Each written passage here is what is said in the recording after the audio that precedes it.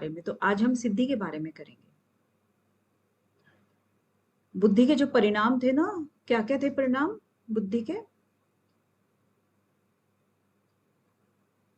विपर्य थे। हम 8 थे ना। हाँ, यहीं पे थोड़ा सा समझने वाली बात है कि वो बुद्धि के क्या हैं? वो गुण थे, वो गुण थे। हाँ, और यहाँ परिणाम है। परिणाम जैसे विपर्य था, अशक्ति था, तुष्टि था और सिद्धि था। तो ये 8, ये हमने ये परिणाम समझ लीजिए इसके बुद्धि के, मतलब इस तरीके से हम इसको बांटते हैं। 50 भेद पढ़े थे जो हमने। हाँ, जो भेद हैं, हाँ, 50 भेद जो होते हैं बुद्धि के, आगे चल के ना 50 भेद हो जाते हैं। अब उन 50 भेदों में से विपर्य के आगे 5 भेद बताए थे, जो तमस, मोह, महामोह, तामिस्त्र और अंध तामिस्त्र था। और इसके बाद असक्ति थी। असक्ति मतलब इन चीजों के अंदर जो शक्ति होती है ना किसी भी कार्य को करने की, तो उस शक्ति में जब बाधा आ जाती है या उसका वध हो जाता है, तो उसमें थी 11 इंद्रियां और 9 तुष्टि और 8 सिद्धि। इस तरीके से करके कुल 28 असक्तियां बताई गई। विपर्य के बाद असक्ति और फिर तुष्टि। तुष्टि के अंदर 9 भेद बताए तुष्टि के, ठीक है। और तुष्टि के बाद फिर सिद्धि आता है। सिद्धि की कितनी है? 8 सिद्धियां हैं, है ना। तो आज हम 8 सिद्धियां देखेंगे 51 वाले सूत्र से। प्रणाम कंचन जी।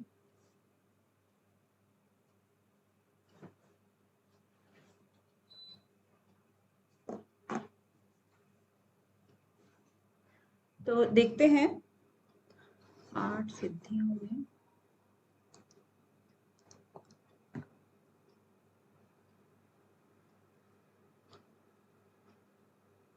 ऊह शब्दोऽध्ययनम दुख विघातास त्रय सुहृदय प्राप्ति दानम च सिद्धयो अष्टौ सिद्धे पूर्वांकुश त्रिविधः।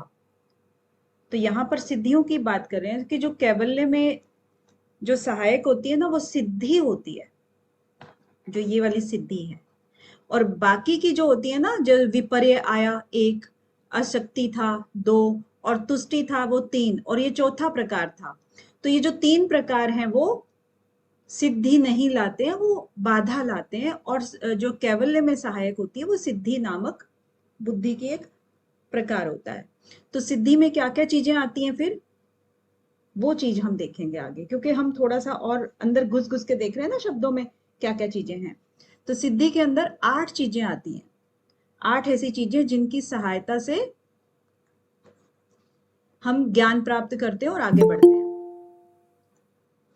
ऊह, जैसे कि ऊह क्या होता है इस सिद्धि में? जैसे 8 भाग है, भाग धीरे धीरे करके ऊह शब्द, अध्ययन, दुख, विघातास्त्रय, यानी कि इसको हम 3 भागों में काउंट कर लेंगे। जैसे दुख 3 प्रकार के बताए थे ना, तो ये 3 हो गए, सुहृदय प्राप्ति और दानम, ठीक है। तो ये वाले हो गए 1 2 3, और ये 4 5 6, और इसके बाद 7, और फिर ये दानम 8। तो 8 प्रकार हो गए।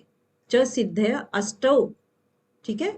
तो ये 8 प्रकार हैं जो कि पूर्व अंकुश त्रिविधा। तो ये इसका हम बाद में बताते हैं।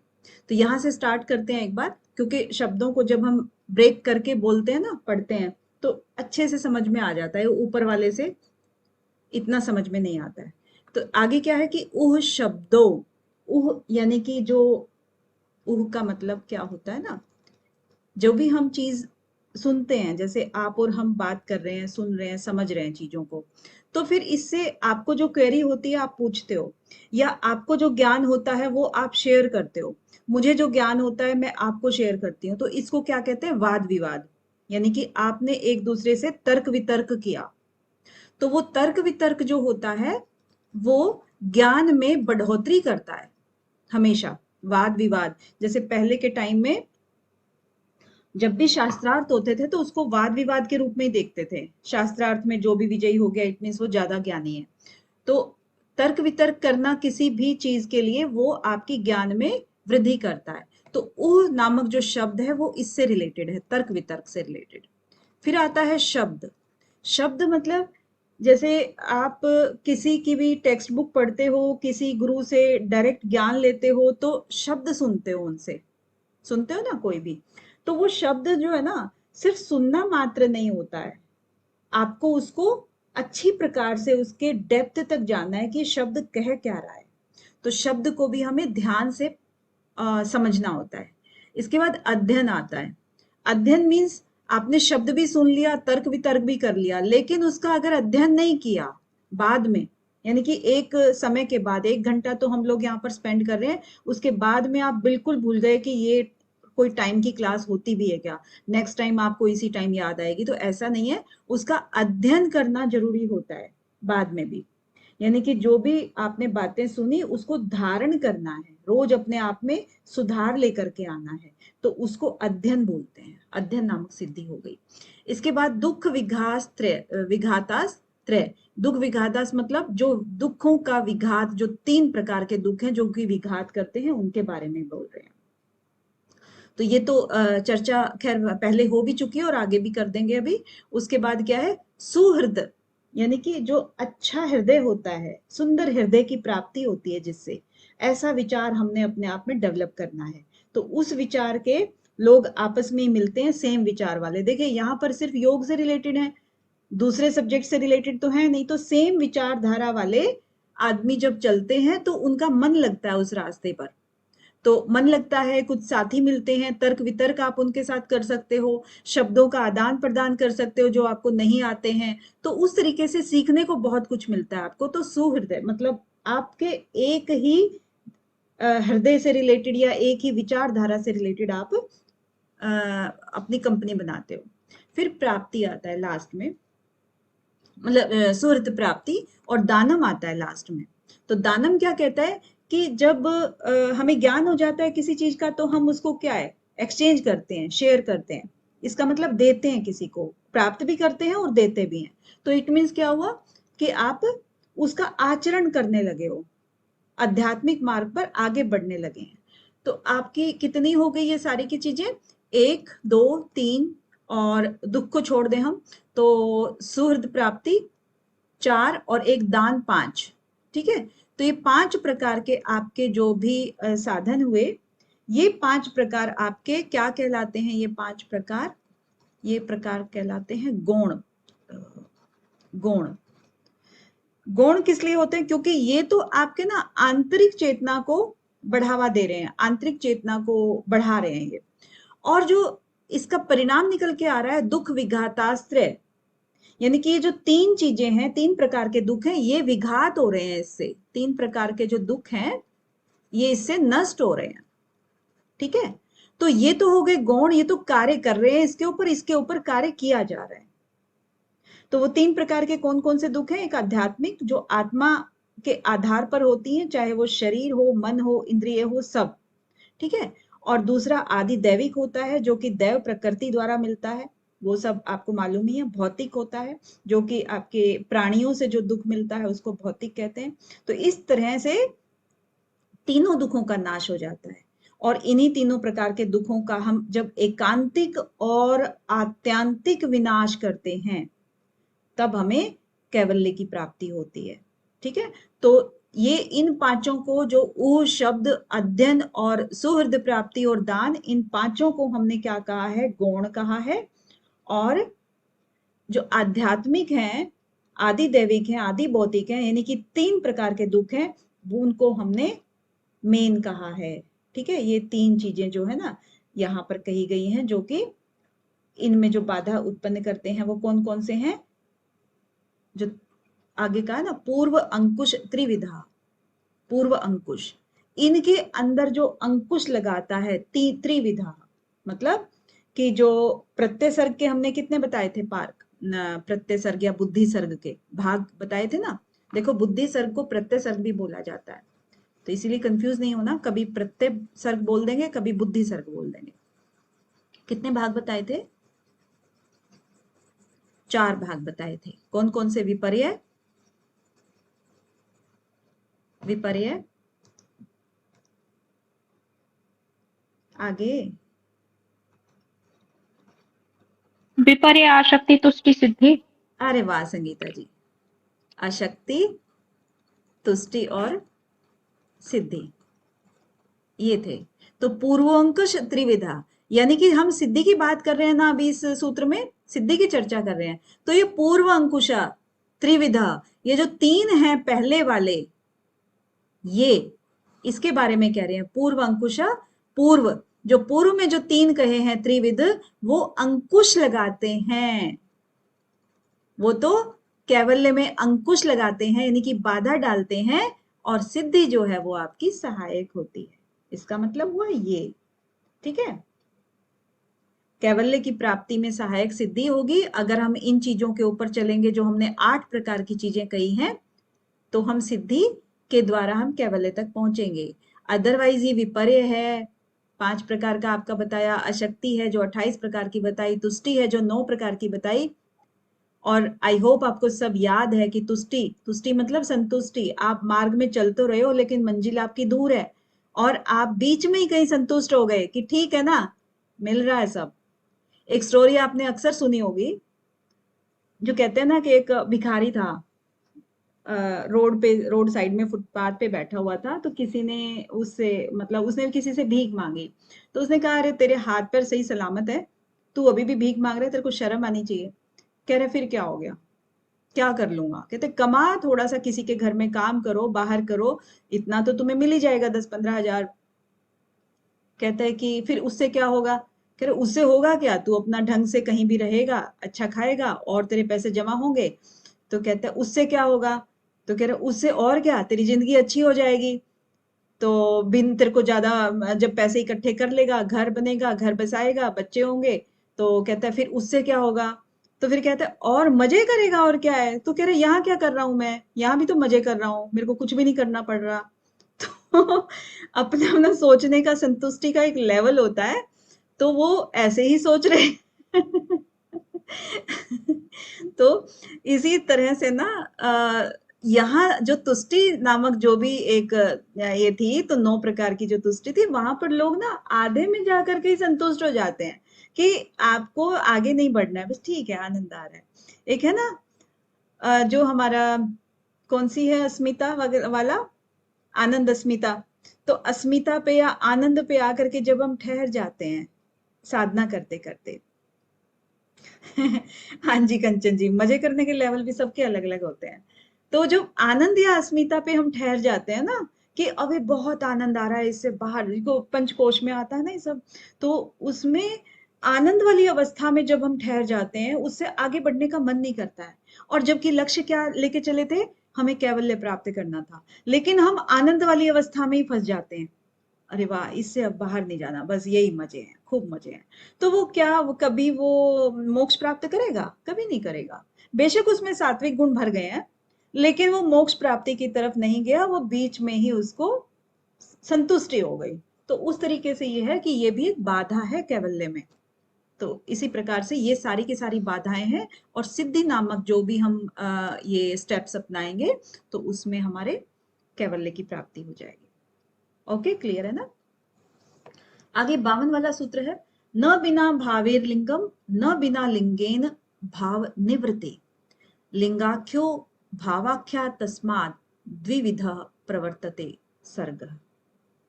तो इसमें क्या कह रहे हैं कि जो बुद्धि के भाव हैं, उससे ही सूक्ष्म की और स्थूल शरीर की एक दूसरे पर निर्भर करते हैं, कि इनसे ही ये शरीर प्राप्त होते हैं, चाहे वो सूक्ष्म शरीर हो चाहे स्थूल शरीर हो, सबके सब बुद्धि के भावों पर ही निर्भर करता है। कैसे कह रहे हैं कि जो पहले की कारिकाओं में क्या बताया गया कि बुद्धि की जो सृष्टि होती है, या प्रत्यय सर्ग होता है, बुद्धि की सृष्टि हम कह दें इसको, या हम प्रत्यय सर्ग कह दें, एक ही बात है। इसमें क्या बताया था कि जो 2 प्रकार की सृष्टि है हमारी, एक तो ये वाली, जिसको हम ये भी कह सकते हैं, ये भी कह सकते हैं, और दूसरी थी हमारी भौतिक सृष्टि। देखिए, अगर आपसे क्वेश्चन पूछा जाए कि कितनी प्रकार की सृष्टि बताई गई है सांख्य कारिका में, तो 2 प्रकार की सृष्टि है, एक बुद्धि की सृष्टि है और एक भौतिक सृष्टि है। वो डिपेंड करता है आपकी क्वेश्चन की लैंग्वेज क्या है। तो बुद्धि की सृष्टि मतलब जो हमारी बुद्धि से रिलेटेड जितने भी आप ब्रांचेस देख रहे हो वो, और भौतिक दृष्टि का मतलब क्या होता है, जो हमारे पेड़ पौधे और ये सब चीजें हैं ना, प्राकृतिक चीजें, उनके बारे में बोल रहे हैं। क्या कह रहे कि न बिना भावेर लिंगम, न बिना भावे यानी कि भावों के बिना, या बुद्धि के भाव कितने बताए थे, कितने बताए थे बुद्धि के भाव, जो अध्यवसायो बुद्धि धर्मो ज्ञान वैराग्य ऐश्वर्य सात्विक प्रकार 8 से मैम। 4, हाँ जी बिल्कुल ज्ञानेंद्र जी, 8 प्रकार बताए थे, 4 सात्विक और 4 तामसिक। तो जो उन भावों से जो हमारे भाव बनते हैं, उन उन संस्कारों से जो हमारे भाव बनते हैं, उन भावों से हमारा आगे क्या है, लिंगम, उन भावों से हमारा लिंग शरीर बनता है। यानी कि बुद्धि के भाव अगर नहीं होंगे तो लिंग शरीर कैसे बनेगा, बुद्धि के भावों के बिना लिंग शरीर उत्पन्न हो ही नहीं सकता। किस प्रकार का होगा, अगर भाव ऐसे हैं, संस्कार के द्वारा ही तो वो होगा, यानी कि बीज से ही पेड़ पैदा होता है। तो जब बीज ही नहीं होगा तो फिर पेड़ कैसे होगा, तो पेड़ किसको कहा है यहाँ पे, लिंग को, ठीक है। अब और बीज किसको कहा है यहाँ पर, भाव को, यानी कि भाव अगर नहीं है तो लिंग कैसे पैदा होगा, पेड़ कैसे पैदा होगा, बीज ही नहीं है तो हम कितना भी अगर उसको पनपने के लिए, जैसे कोई पौधे को हमें अंकुरित करना है, कितना भी हम चाहे उसको एनवायरनमेंट दे दें, वातावरण बहुत अच्छा है, अच्छी बारिश हो रही है, मिट्टी उपजाऊ है, धूप वगैरह सब आ रही है, लेकिन हमारे पास बीज ही नहीं है, तो फिर क्या कोई पेड़ उगाना पॉसिबल है, बिल्कुल भी नहीं है। तो इसी तरह से अगर भाव ही नहीं है कोई भी, तो हम लिंग शरीर को नहीं बना सकते हैं। आगे क्या कह रहे हैं कि न बिना लिंगेन भाव, यानी कि बिना लिंग के जो भाव होते हैं उसकी भी उत्पत्ति नहीं हो सकती, यानी कि एक दूसरे पे निर्भर है। यानी कि स्थूल शरीर अगर नहीं है, ना बिना लिंगेन भाव निवृत्ति, यानी कि अगर आपका सूक्ष्म शरीर नहीं है तो कोई भोग वैसे ही नहीं होता है, और स्थूल शरीर के द्वारा करे गए कर्म जो होते हैं वही बीज बनाता है। तो उसी तरीके से शरीर मिलता है हमें। और कहने का क्या मतलब हुआ कि मतलब ये दोनों एक दूसरे पे निर्भर करते हैं। अगर भाव है तो लिंग शरीर बनेगा, और लिंग शरीर जैसा होगा वैसा ही हमें शरीर मिलेगा, ठीक है। और लिंगाख्यो, यानी कि जो लिंग है ये ऐसा कहा गया है भावाख्या, यानी कि भाव उसी से पैदा होते हैं। तस्मात् द्विविधा प्रवर्तते सर्ग, इसी तरह से 2 प्रकार से सृष्टि जो है ना वो प्रवर्त होती है।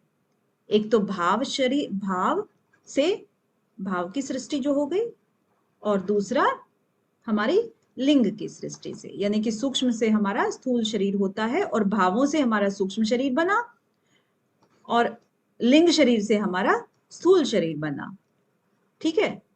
अब ये एक तरह का चक्र हो गया पूरा, स्थूल शरीर से फिर भाव बना, ठीक है। तो इस तरीके से पूरा एक चक्र बनता है। 2 प्रकार की सृष्टि बताई, बुद्धि के भावों से ही प्राणी का जन्म हुआ, और बुद्धि के भावों से ही स्थूल शरीर बना, स्थूल शरीर से ही भाव बना, और जो सूक्ष्म शरीर भी फिर उसके भावों से बना, यानी कि स्थूल और सूक्ष्म दोनों एक दूसरे के क्या हो गए, पूरक हो गए, ठीक है। तो इसमें ज्यादा कुछ है नहीं, बस यही है इस वाले सूत्र में, यानी कि दोनों एक दूसरे पे डिपेंड है। 53 वाले में क्या कह रहे हैं कि अष्ट विकल्पो दैवस त्रयक योनिश्च पंचविधा पंचधा भवति मानुष्य च एकधा समासतो भौतिक सर्ग। पहले हमने किसकी चर्चा की थी अभी, बुद्धि सर्ग की, बुद्धि सृष्टि की, उसको हम क्या कहते हैं, प्रत्यय सर्ग भी कहते हैं और बुद्धि वाला भी कहते हैं, ठीक है। अब जो सेकंड वाला पार्ट है भौतिक सृष्टि, उसकी बात करते हैं, भौतिक सर्ग। सर्ग मतलब आप समझते हो ना, सर्ग को सृष्टि कहते हैं। तो क्या है, अष्ट विकल्पों, 8 प्रकार की है अष्ट विकल्पों। दैवस यानी कि जो दैव है, दैव जो योनि है वो 8 प्रकार की योनि है। अष्ट विकल्पो दैवस। तिर्यक योनिश्च पंचधा भवति, और जो तिर्यक है वो 5 प्रकार की है। इसके बाद मानुष्य च एकदा, जो मनुष्य की योनि है वो एक ही प्रकार की है, ठीक है। इस प्रकार कितने प्रकार हो गए इसके, टोटल 14 प्रकार हो गए। राइट। एक विधा समास तो भौतिक सर्ग, मतलब समास तो मतलब जो हम कहते हैं ना समअप कर दिया, यानी कि संक्षेप में। तो ये संक्षेप में हम इसको भौतिक सर्ग को इस तरह से कह सकते हैं कि 8 प्रकार से दैविक, तिर्यक जो है 5 और मनुष्य की 1। अब इसको जो आपने कभी सुनी है क्या ये वाली, आपने सुनी है ये इस तरीके से जो डिवाइड किया हुआ है? क्योंकि तर्क वितर्क नहीं मैम। नहीं सुनी है? या ज्ञानेंद्र जी, मनीषा जी आपने सुनी है? कंचन जी, स्वाति जी, अनीता जी, किसी ने भी सुनी है क्या? और सुनी है सबने, मुझे पता है। मैं इसीलिए पहले ही आपसे पूछ पढ़ी रही है मैम। हूँ। आपने 14 भुवन सुने हैं? Yes ma'am. भुवन ज्ञाने सूर्य संयमात। हाँ, ये 14 भुवन ही है, आपको बता दूं मैं। इसको बस दूसरे नजरिए से देखा है। तो ये 14 भुवन है जो कि आपके बताए गए हैं। भौतिक सृष्टि। 7 क्या है लोग ऊपर की तरफ और 7 नीचे की तरफ, सुना है ना आपने? 7 देवलोक बताए गए हैं और 7 नीचे पाताल लोक बताए हैं, ऐसा ही बताया है। तो इसमें क्या कहते हैं, लगभग आप ऐसे ही समझेंगे इसको, अष्ट विकल्पो दैवस, यानी कि दैव जो है 8 प्रकार की हो गई। 8 में से कौन कौन से प्रकार हैं इनके, जो हम प्रकारों की बात करें अगर,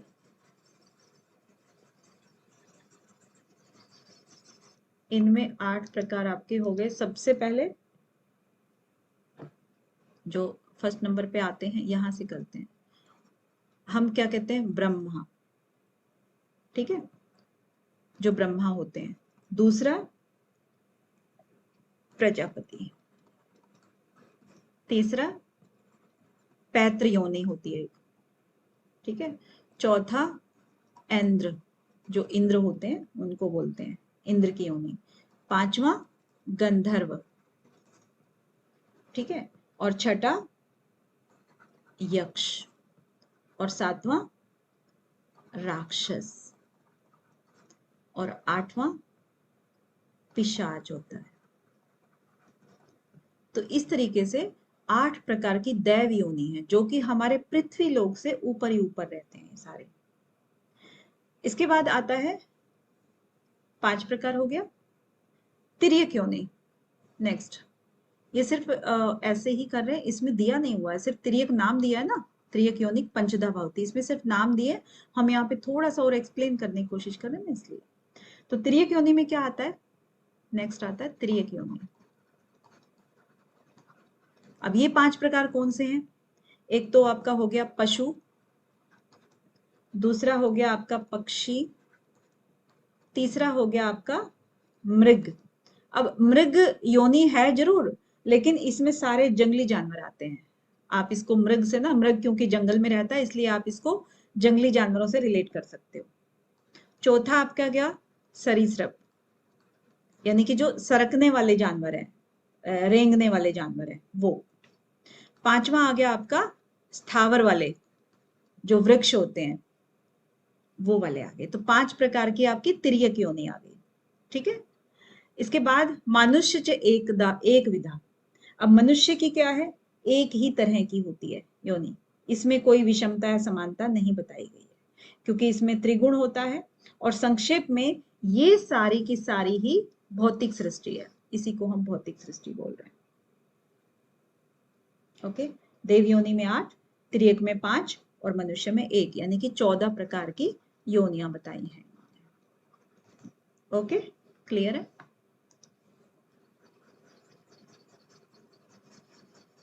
चौवन में क्या कह रहे हैं अब आगे,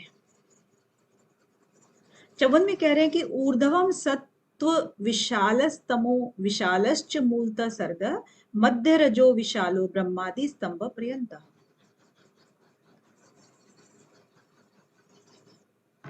देखते हैं आगे। यानी कि जो सत्व गुणी रजोगुणी, अब इसमें गुणों की बात कर रहे हैं थोड़ी सी, है जैसे हमने पहले पढ़ा कि जो भौतिक सृष्टि है, भौतिक सृष्टि के 3 भाग बताए, दैव योनि, तिर्यक योनि और मनुष्य योनि। ओके, ऊर्ध्व सत्य विशाल, जो सत्व गुणी लोग होते हैं ऊर्ध्वगामी वो होते हैं, यानी कि ऊपर की तरफ वो गमन करते हैं। सत्व की जो प्रधानता वाले लोग होते हैं वो ऊपर के लोक में रहते हैं, जो 3 लोक बताए ना अभी ऊपर वाले, फिर बीच में मनुष्य और उसके ऊपर फिर पशु पक्षी वगैरह सब ये भौतिक योनि में आते हैं। तो ऊर्ध्व गमन वाले कहाँ रहे? ऊपर के लोक में, जैसे ब्रह्मलोक हो गया, प्रजापति लोक हो गया, पैत्रलोक हो गया, इंद्रलोक हो गया, गंधर्व, यक्ष, राक्षस और पिशाच लोक। तो इस प्रकार 8 प्रकार ऊपर की ओर होते हैं। उनमें क्या है, सब में सत्व की प्रधानता होती है। अब यहाँ पर आप कहोगे कि राक्षस पिशाच क्या इनमें भी होती है क्या सत्व की प्रधानता? क्योंकि हमने ना कभी भी डीपली इनको पढ़ा ही नहीं है कि राक्षस क्या होते हैं, पिशाच क्या होते हैं और ये सब चीजें होती क्या हैं। हम इनको हमेशा नेगेटिव तरीके से लेते हैं। तो ऐसा नहीं होता है। जब हम डेप्थ में इनको पढ़ते हैं तो पता लगता है हमें कि ये क्या है। कभी इसके ऊपर अलग से चर्चा करेंगे। तो आगे क्या है कि 8 प्रकार के जो ये होते हैं वो ऊपर की तरफ रहते हैं। ऊर्ध्व सत्व विशालस, यानी कि ऊपर की तरफ जो भी हुए तो वो सत्व गुणी वाले पाए जाते हैं। और मनुष्य में ही जैसे अगर हम बात करें, ये तो हमने आपके लिख दिए थे सारे, जैसे कि ब्रह्म है, प्रजापति लोक है, पैत्र लोक है, ये सारे। लेकिन अगर हम मनुष्य जाति की भी बात करें, जो हम प्रैक्टिकली अपनी आंखों से देख रहे हैं, उनके हिसाब से भी हम देखेंगे ना कि जो सत्वगुणी लोग होते हैं तो उनमें दुख, राग, द्वेष ये सब चीजें बहुत कम मात्रा में पाई जाती हैं। यानी कि ना बराबर भी होती हैं बहुतों में, लेकिन कम मात्रा में भी होती हैं। तो कंपैरेटिवली वो सुखी होते हैं तामसिक लोगों से, या राजसिक जो भी तरह का जीवन जी रहे होते हैं उनसे सुखी होते हैं। तो उसका भी तो हम एक तरह से यही कहेंगे ना कि उनकी जीवन की जो जीने की दिनचर्या है वो ऊर्ध्व गति की ओर है। अब उसमें हम वो साधनों की बात नहीं करते हैं कि किसके पास कितने साधन है, क्योंकि वो संतुष्टि है, मेन चीज तो वही है ना। और इसके बाद तमो विशालश्च मूलतः सर्ग। मूल का मतलब नीचे होता है ना, मूल जो एकदम निम्न लोक होता है, उसकी बात करते हैं। तो जो तम वाले जो होते हैं, तम प्रकृति के, जिनके अंदर तम की प्रधानता होती है, तो वो सारे दुष्ट और कष्ट वाले होते हैं। इसमें क्रियाशीलता की कमी पाई जाती है। जीवन उनका स्थैर्य से रिलेटेड होता है। तो उसको त्रियक योनि में कहा गया है। कई बार ये त्रियक योनि में जैसे पशु पक्षी वगैरह होते हैं, ये कुछ भी अपने लिए नहीं कर सकते हैं। तो उसी तरह से ये क्या है, अधोलोक के अंतर्गत आते हैं कि भाई इनको अपनी ऊर्ध्व गति को ये कर ही नहीं सकते हैं। जो जीवन इन्होंने ले लिया या इनको जो मिल गया प्रारब्ध से, वो उसी को भोगने के लिए विवश है। ठीक है, तो वो मूलतः सर्ग है, वो अधोगति की तरफ होते हैं। मध्य रजो विशालो, मतलब मध्य में जो है रज की प्रधानता वाले, वे लोग जो दुखी रहते हैं उनमें ज्यादा रजोगुण होता है, मध्य श्रेणी में आते हैं। तो इस प्रकार 3 श्रेणियां उन्होंने बांटी, सत्व की उत्तम और रज की मध्यम और तम की अधम गति इन्होंने मानी है। ठीक है, आगे क्या कह रहे हैं, ब्रह्मादि स्तंभ पर्यंता। ब्रह्मादि, ब्रह्मा जो है यानी कि ब्रह्मा आदि, ये जितने भी 14 लोग बताए हैं उनकी बात कर रहे हैं। तो ब्रह्म से लेकर के, ब्रह्मादि बोला ना, ब्रह्मलोक बोलते हैं, जो ब्रह्म से लेकर के, स्तंभ का मतलब क्या हुआ, तृण यानी तिनका, इट मीन्स एकदम सूक्ष्म चीज। तो यहां पर्यंत यानी कि ब्रह्म से लेकर तृण तक, इट मीन्स इसमें सब चीजें आ गई। ठीक है, तो ब्रह्म से लेकर तृण पर्यंत तक 14 लोक बताए हैं इन्होंने टोटल, और 14 प्रकार की योनियां बताई हैं। तो इसी को, पूरी सृष्टि को इसी में समेट दिया इन्होंने 14 लोकों में। यानी कि उत्तम लोग सत्वगुणी जो हैं वो देवी प्रकृति के होते हैं, मध्यम लोग जो कि सत्व रजोगुणी होते हैं वो दुख का जीवन यानी कि राग द्वेष का जीवन व्यतीत करते हैं, और तमोगुणी लोग मोह से प्रवृत्त होते हैं और उन्हीं योनियों में वो निवास करते हैं। ठीक है, तो वो लोग कहो, प्राणी कहो, जो मर्जी कहो आप इसको। ठीक है, क्लियर है? 54 क्लियर है ना? आगे बढ़े ना। आगे है, तत्र जरा मरण कृतम दुखम प्राप्तनोति चेतनः पुरुष लिंगस्य आनिवृते तस्मात् दुखम स्वभावेन। यानी कि पुरुष के स्वभाव में दुखों से निवृत्ति केवल सूक्ष्म शरीर से मुक्ति होने पर ही होती है। तत्र जरा मरण कृतम, जैसे कि पहले ही कहते हैं कि भाई जो हमारी सृष्टि है वो एक बुद्धि की सृष्टि है, एक हमारी भौतिक सृष्टि है। ठीक है, प्राणियों का जो जन्म होता है वो बुद्धि की सृष्टि के अकॉर्डिंग ही होता है, क्योंकि जैसे उसके भाव होंगे वैसे ही उसको शरीर मिलेगा।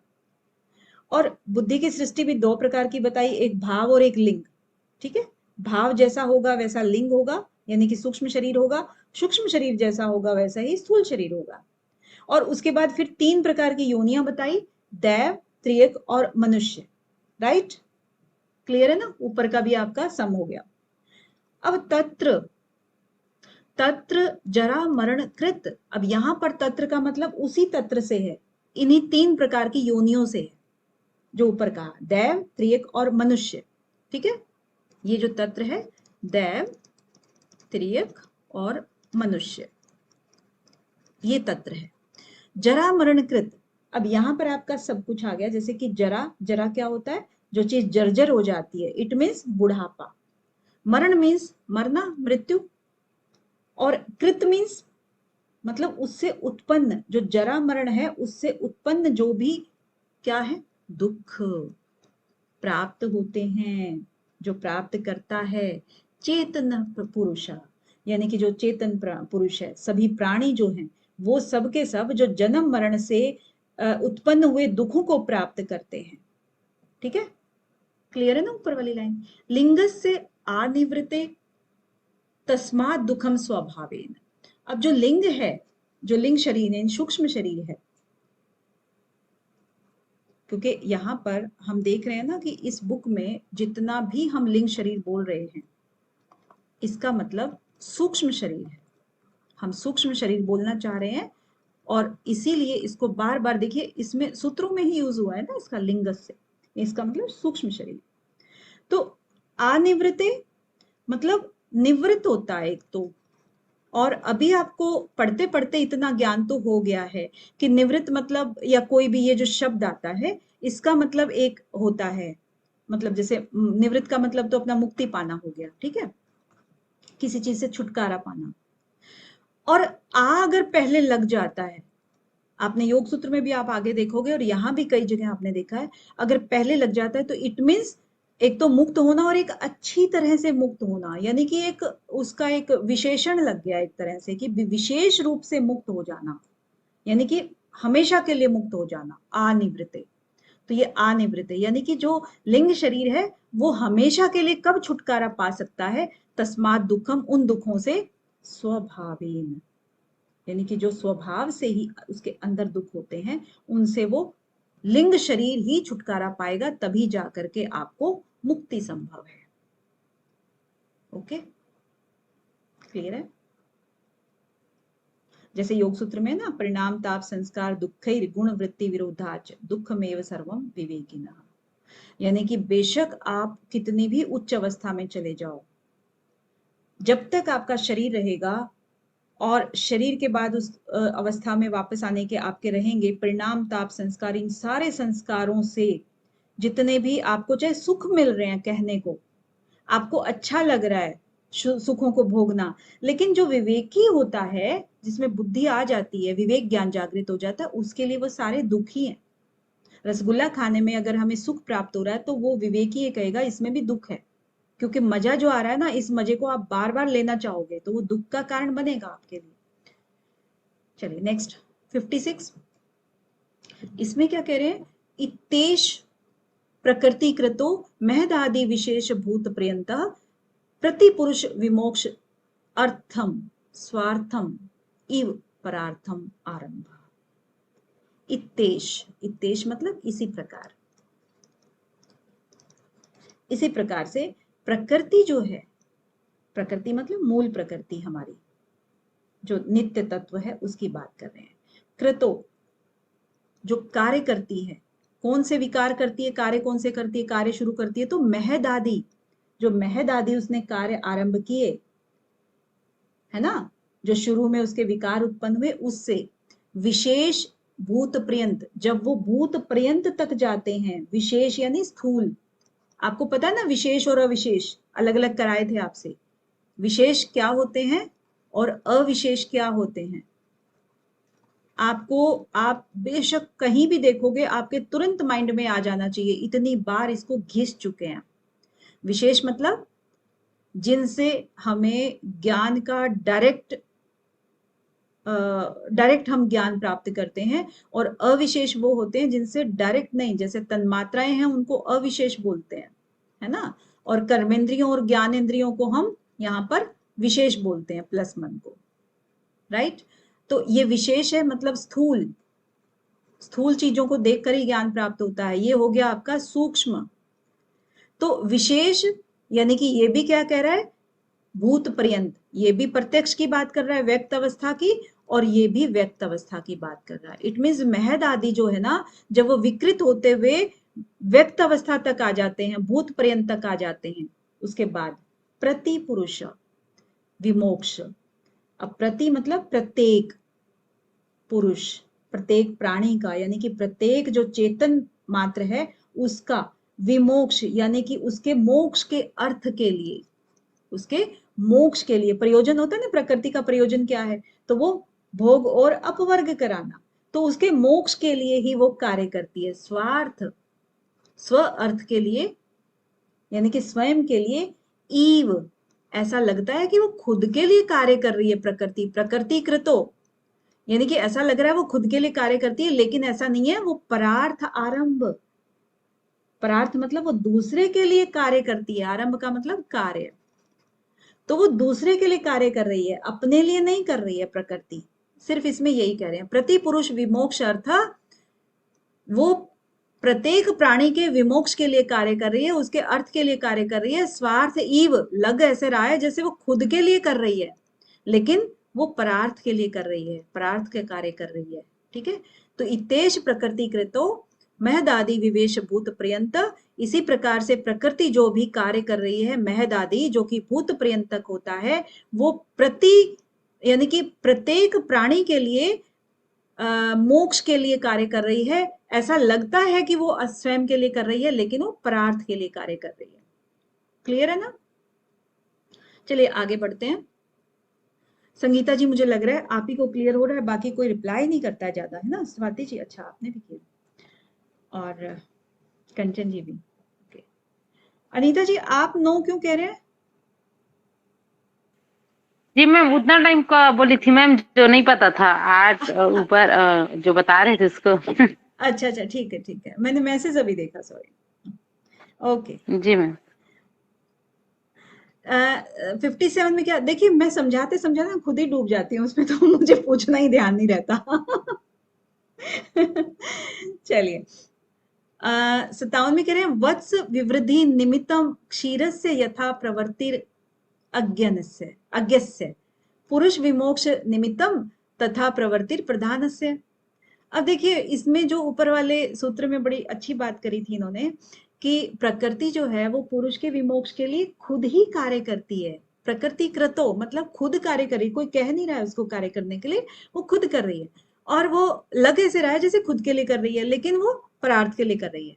अब यहाँ पर वत्स विवृद्धि, वत्स आमतौर पे किससे लिया जाता है, वत्स मतलब छोटे बच्चे को जब हम आशीर्वाद देते हैं ना, आयुष्मान भव या ऐसा कुछ करके कहते हैं वत्स, यानी कि बच्चे के लिए बोल रहे हैं।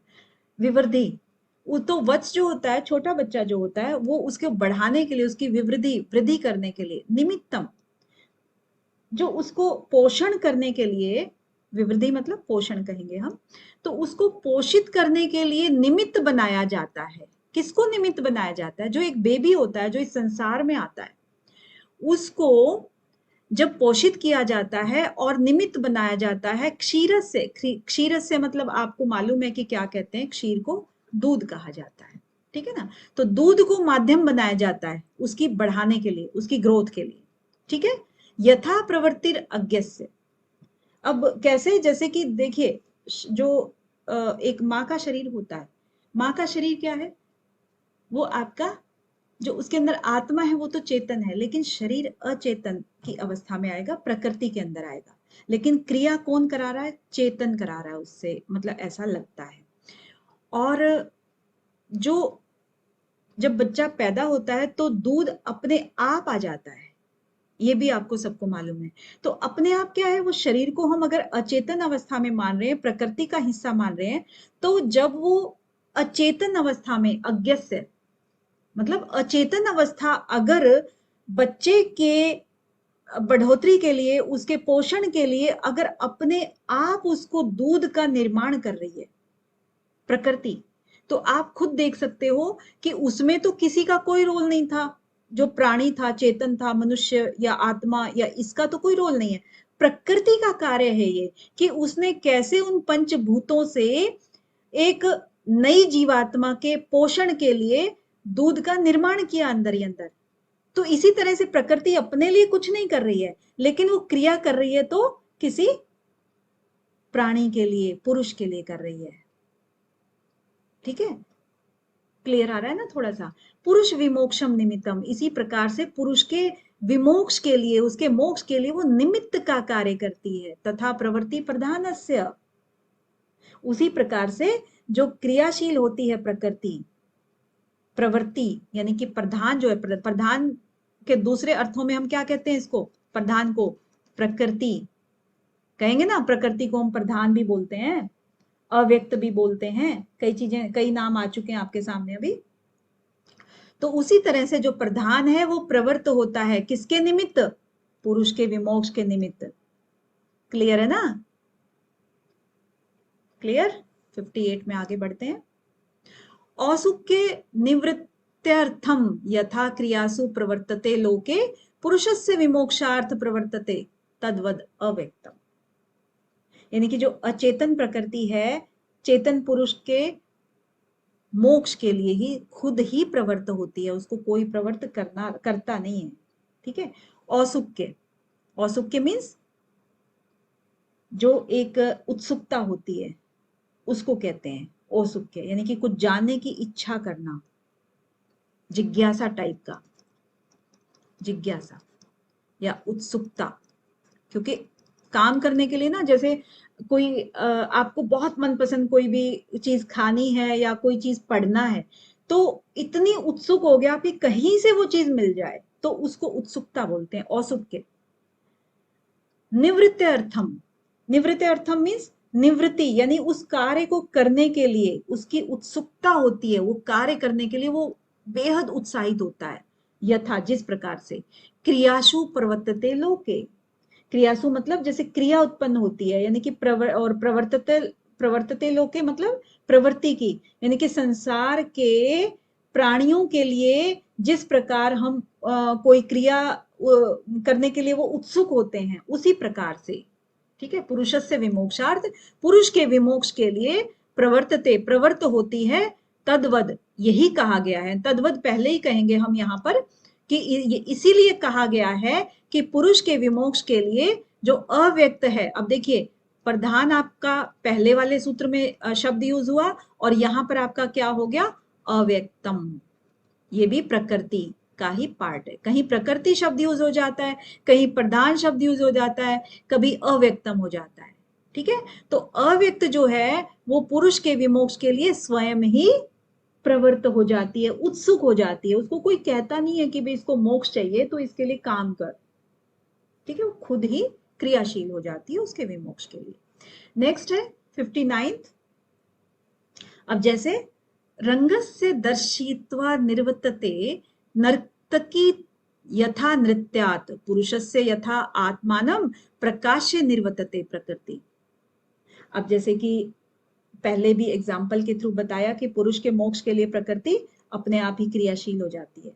तो इसी तरह से कहते हैं कि जब पुरुष को मोक्ष मिल जाता है तो प्रकृति पुरुष से अपने आप ही अलग हो जाती है, अपने आप स्वयं ही अलग हो जाती है।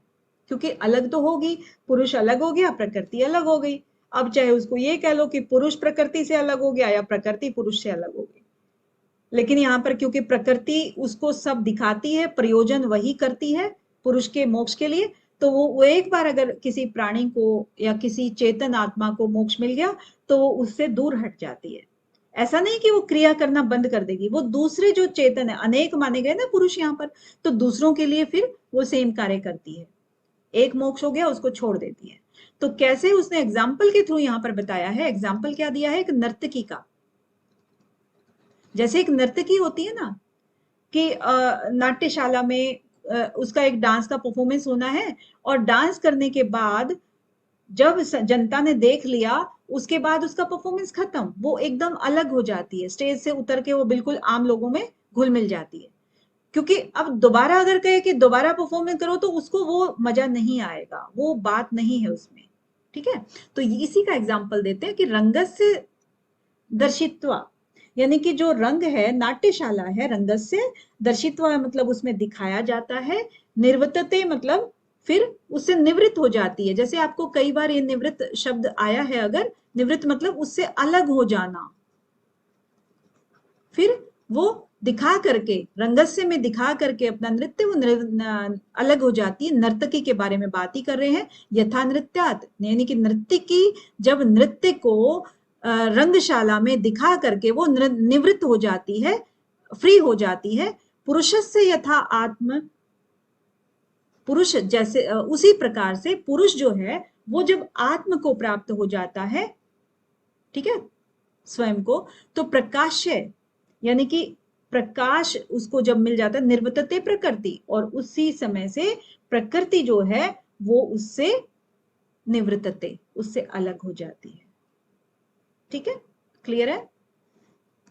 नेक्स्ट, आज का लास्ट, नाना विधय उपायर उपकारिण्य अन उपकारिण्य पुंसः गुणवती अगुणस्य सत्स तस्य अर्थम अपार्थकम चरति। तो अब यहां पर क्या कह रहे हैं कि जो प्रकृति है, कई बार बोलते हैं कि वो पुरुष और प्रकृति में ना अंतर होता है किसी चीज में, और हम बहुत बार उसको डिस्कस कर चुके हैं वैसे। तो पुरुष क्या है, क्रियाशील है, प्रकृति, और पुरुष क्या है, वो क्रियाशील नहीं है। तो इसी प्रकार से बहुत सारे अंतर हैं। अब कहेंगे कि पुरुष प्रकृति तो जो क्या कर रही है, एक तरह से उपकार कर रही है ना पुरुष के ऊपर, क्योंकि वो मोक्ष के लिए उसको हेल्प कर रही है। और पुरुष को क्या कहेंगे, वो तो भोगता है, वो तो कुछ नहीं कर रहा है, मोक्ष भी प्राप्त कर रहा है तो प्रकृति के वजह से कर रहा है। तो पुरुष क्या है, वो एक तरह से अनुपकारी है, वो किसी के ऊपर उपकार नहीं करता है। तो उसने क्या कह दिया, प्रकृति को उपकारी बोल दिया और इसको अनुपकारी बोल दिया। तो उसको शॉर्ट में लिखेंगे तो अनुपकारी। ठीक है, ये हो गया। नाना विधे उपाय, यानी कि जो अनेक प्रकार के, नाना अनेक, और विधि अनेक प्रकार, विधियां अनेक प्रकार के, या अनेक विधियां या उपाय, यानी कि उनके साधन, अनेक प्रकार के साधनों को का उपाय करके, उपकारिण्य यानी कि उसके ऊपर उपकार किया गया। प्रकृति ने अनेक प्रकार के साधनों को उसके ऊपर यूज करके, साधनों के अनेक प्रकार से उसको, पुरुष को दिखाया कि ऐसे ऐसे आप ऊपर जा सकते हो, उपकार किया उसके ऊपर। किसके ऊपर, पुंसः, पुंसः मतलब उस पुरुष के ऊपर। और अनुपकारिण, जो कि अनुपकारी है, वो उपकार नहीं करता किसी के ऊपर भी, क्योंकि वो निष्क्रिय है, हम उसको दृष्टा मानते हैं, कुछ नहीं करते, वो बस खड़ा रहता है। ठीक है, तो गुणवती मतलब प्रकृति को क्या बोल दिया, गुणवती, उसके अंदर गुण है, भाई गुण तो है ही, सत्वरजतम सब है। अगुणस्य, और अगुण कौन है, निर्गुण कौन है, पुरुष। पुरुष है। सतस्त मतलब ऐसा होता है। ठीक है, और तस्य मतलब उसके लिए, पुरुष के लिए, अर्थ उसके अर्थ के लिए। ठीक है, अब ये चरती, अपार्थकम चरती, चरती मतलब उसके लिए संपादित करता है, यानी कि अपार्थकम मतलब जो कहते हैं ना व्यर्थी, मतलब खामखा, भाई ऐसा वो ना एहसान मानने वाला है, ना वो उपकार मानने वाला है, ना उपकार करने वाला है, तो वो उसको क्या कहेंगे कि प्रकृति जो ना व्यर्थ ही उसके लिए कार्य कर रही है, उपकार कर रही है, उसको तो कोई फर्क नहीं पड़ता है। तो ऐसे ही बस लिख दिया है, गुणवती जो प्रकृति है वो निर्गुण पुरुष के लिए, उसके प्रयोजन के लिए व्यर्थ ही गुणों का संपादन करती है। अब ये व्यर्थ ही मुझे समझ नहीं आया, क्योंकि ये तो मोक्ष के लिए है, लेकिन ये मोक्ष व्यर्थ तो नहीं होता है, बट यहाँ पर जो लिख दिया है हम वो पढ़ रहे हैं बस। तो दो गुणों की चर्चा होगी ना, एक तो उपकारी और एक त्रिगुण। तो किसके गुण है ये, किसके गुण है? प्रकृति के। प्रकृति के गुण। प्रकृति के। हाँ, उपकारी और त्रिगुण। ठीक है। पुरुष के लिए क्या बताया फिर यहाँ पर? इसका उल्टा। निर्गुण जो कि कार्य नहीं कर रहे हैं। हाँ, अनुपकारी हो गया और निर्गुण हो गया। राइट। तो अब ये यही बात है लास्ट में कि प्रकृति जो है ना अनेक तरह से उपायों को यूज करके और पुरुष के मोक्ष के लिए उपकार करती है उसके ऊपर। और जब पुरुष ज्ञानी हो जाता है, उसके अंदर जब विवेक ख्याति आ जाती है, यानी कि वो स्वाध्याय सत्संग सब चीजें करके, और वो किसके द्वारा करता है? सब प्रकृति के अंदर तो होते हैं सारे गुण, सत्संग को करना और उसके बाद उसको स्वाध्याय करना, तो प्रकृति के गुणों की सहायता से ही करता है। और उनके माध्यम से जब वो मुक्त हो जाता है तो फिर साबित क्या करना चाहते हैं यहाँ पे कि प्रकृति के अंदर दया भाव भी है, सत्व गुण भी है। ठीक है। तो बस चलिए, आज आपके 60 कंप्लीट हो गए, इसमें कोई डाउट तो नहीं है? मैम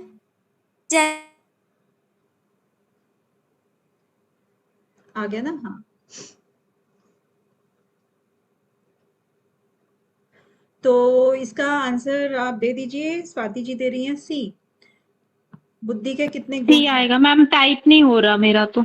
अच्छा ओके।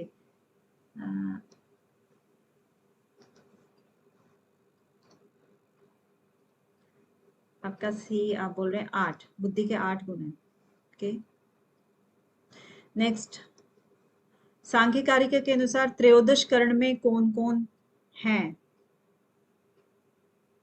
कौन कौन है? ज्ञानेंद्र जी बोलेंगे, बाकी टाइप करेंगे।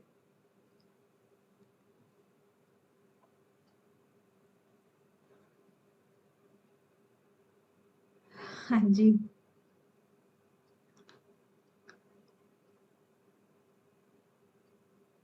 हाँ, कौन कौन है भाई? त्रयोदश करण। मन है, 5 ज्ञानेंद्रियां हैं, 5 कर्मेंद्रियां हैं और बुद्धि है और अहंकार है। आपने बुद्धि बताया, अहंकार बताया, ज्ञानेंद्रिय और कर्मेंद्रिय बताया, और कर्मेंद्रिया, हाँ कर्मेंद्रिया और मन। मन। मन बुद्धि अहंकार ज्ञानेंद्रिया और कर्मेंद्रिया। अच्छा, ओके संगीता जी, वेरी नाइस, बहुत बढ़िया। और भी किसी को कोई डाउट है क्या, या इनको संगीता जी को कोई करेक्ट करना चाहता है? नो, क्लियर है? ठीक है। हाँ संगीता जी, आप बहुत अच्छा कर रही हैं। और 13 प्रकार की ही हमने कर्ण बताए थे, जिसमें 3 अंतःकरण और 5 आपके कर्मेंद्रिय और ज्ञानेंद्रिय। ठीक है। नेक्स्ट, सांख्य कारिका के अनुसार सूक्ष्म शरीर कितने तत्वों से मिलकर बना होता है? 18। अरे वाह ज्ञानेंद्र जी, 18 तत्वों से, वेरी नाइस। कहां से कहां तक, ये और बता दो।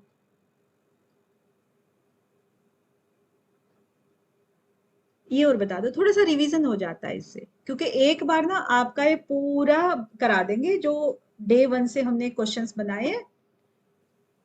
5 ज्ञानेंद्रियां, 5 कर्मेंद्रियां, 5 महाभूत, मन, बुद्धि और अहंकार शायद। संगीता जी, इसको ना सही तरीका ये होता है कि आप महत से स्टार्ट हो जाएं, फिर सीक्वेंस करते हुए महत, अहंकार, ठीक है, और उसके बाद आपके फिर धीरे धीरे करके 5 + 5 + 1, और फिर इधर वाले में 5 तन मात्राएं, ऐसी करके ना। ओके मैम, तो बताए तो ठीक है। ओके। हाँ, मतलब ये कि सीक्वेंस से हम करेंगे ना, तो हमारी बुद्धि फिर वो इधर उधर या किसी चीज को मिस नहीं कर पाएगी।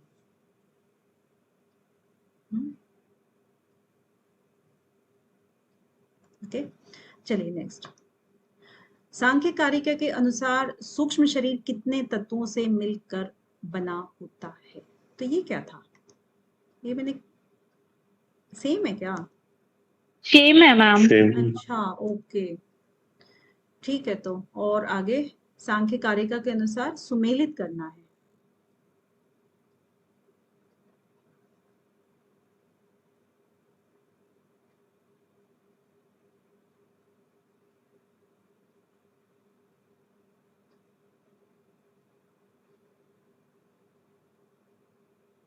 हम्म,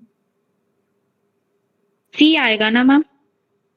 पता नहीं, कंचन जी सी बोल रही हैं और आप भी सी बोल रहे हो। थोड़ा सा एक बार बोल के बता। वैराग्य का जो है ना, प्रकृति लय हो जाना, वैराग्य, तो वो देखा बस, बाकी और नहीं देखा।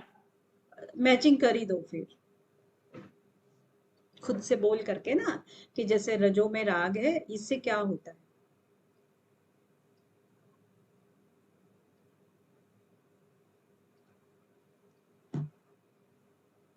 हम्म। देखिए, रजो में राग है, राग, रज, रजगुण क्या करता है, क्रिया। क्रिया क्या करता है, क्रिया मतलब करने का काम, संसरण, सरकता है, संसार में प्रवृत्त करता है, तो इसी को हम कहते हैं संसरण करना। ठीक है। रज के बाद अनैश्वर्य, अनैश्वर्य मतलब ऐश्वर्य का उल्टा, विपर्य, ऐश्वर्य का विपर्य। ऐश्वर्य मतलब क्या होता है कि हमारी इच्छा पूर्ति हो जाती है। आपको सिर्फ, मुझे ऐसा लग रहा है कि इन दो में ही डाउट था, वैराग्य और रज में नहीं था, ऐसा ही है क्या ज्यादातर को। Yes ma'am. हम्म। तो ये दोनों में आंसर तो आपका इजीली निकल गया, लेकिन हमारा पर्पस यहाँ पर हम सीख रहे हैं ना, तो हमारा पर्पस ओनली आंसर निकालना नहीं है, हमारा एक एक पॉइंट को सीखना है। तो रज को आपने देख लिया, वैराग्य को भी देख लिया। वैराग्य जो आता है प्रकृति में लय करता है। रही बात अनैश्वर्य और ऐश्वर्य की, ऐश्वर्य में जब हम पढ़ते हैं ना, तो ऐश्वर्य का मतलब है हमें ईश्वर के समान गुण आ गए, यानी कि अष्ट सिद्धि जो थी, अणिमा, लघिमा, गरिमा, महिमा, वो सारी की सारी सिद्धियां आ गई, और लास्ट में जो आता है ना, ईशितव, यानी कि हम ईश्वर के समान हो गए। इसका मतलब है हम जो चाहे कर सकते हैं, किसी को मारना चाहे मार दे, जीवाना चाहे, मतलब जो मरे हुए को भी हम जिंदा कर सकते हैं। तो उस टाइप की जब सिद्धियां आ जाती हैं, तो इसका मतलब आपकी इच्छा की पूर्ति हो रही है, और इच्छा की पूर्ति हो रही, तो इस चीज को अगर आप ब्रेक करोगे ना, ऐश्वर्य अविघात, ऐश्वर्याद, इसको ब्रेक करेंगे तो कैसे लिखा जाएगा, ऐश्वर्याद, द के नीचे हलंत है, तो हलंत है, तो इसका अ जो है ना, द का अ कहां पर लग गया, अ आगे लग गया, और विघात आ गया। ठीक है।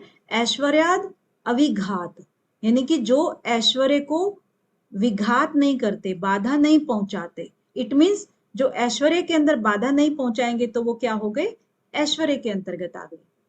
और अनैश्वर्य इसका उल्टा, ऐश्वर्य विघात, वो विघात करते हैं फिर उसमें। क्लियर है संगीता जी, ओके कंचन मैम। जी? ठीक है।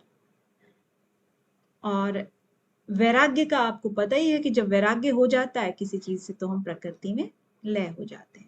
तो इस तरीके से ये थोड़ा सा कंसेप्ट क्लियर करने के लिए आपको कूट मिलान का दिया गया है। आगे है, सृष्टि के कितने भेद हैं। हाँ जी। 2 पढ़े थे ना अभी? अभी पढ़े थे। हाँ, 2 ही भेद है।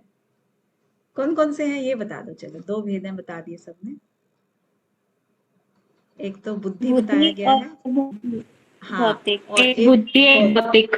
हाँ हाँ बिल्कुल, बुद्धि सृष्टि और भौतिक सृष्टि, 2 भेद, बिल्कुल। इसके बाद बुद्धि के प्रमुख परिणाम कौन कौन से हैं। आज शायद यहीं तक ही है, यहाँ यही बनाया। ओके।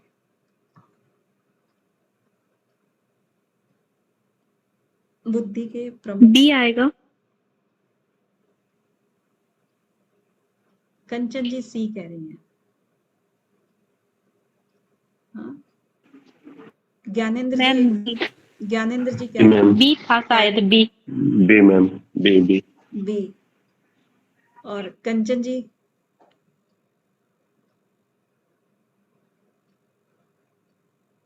हाँ, चुप। क्या हुआ कंचन जी, याद नहीं हुआ? हाँ, ये तो याद बी ही दिला दिए है। हैं, बी। याद आया। मैम क्योंकि सिद्धि अभी पढ़ी है ना, तो सिद्धि अभी आया है। हाँ, तो यही वाले हैं विपर्य, अशक्ति, तुष्टि और सिद्धि। तो ठीक है, विपर्य के कितने भेद हैं?